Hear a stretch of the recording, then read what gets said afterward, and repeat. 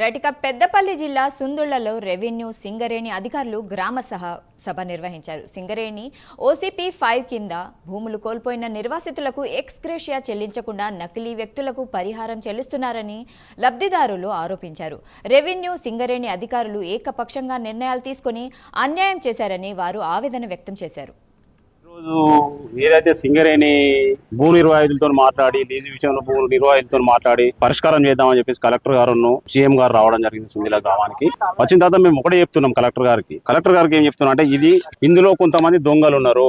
ఇది list okay, మేము అందరినీ దొంగలు అనట్లేదు. నిజమైన రైతులు కూడా ఇందులో ఉన్నారు. నిజమైన రైతులు కాకుండా ఎవరైతే దొంగ రైతులు ఉన్నారో, ఎవరైతే బినామీలు ఉన్నారో వాళ్ళను మేము ఏరేయమని చెప్తున్నాం. అంటే మేము కలెక్టర్ గారికి చెప్పడం జరిగింది, ఎండి గారికి చెప్పడం జరిగింది, విజిలెన్స్ లో ఇవ్వడం జరిగింది. ప్రతిదీ ఈరోజు కలెక్టర్ గారు ఏమంటారు అంటే వీళ్ళకు 1927లో నైజాం కాలంలో వీళ్ళకు లీజుకి ఇచ్చిండ్రు అని చెప్పారు. నైజాం కాలంలో లీజు ఇచ్చిన మాట వాస్తవమైనప్పుడు నైజాంకు కాలంలో ఎప్పుడు 1927లో ఇచ్చినప్పుడు ఇదే మిలిటరీ వాళ్ళకు మన దగ్గర భూములు ఇచ్చిండ్రు.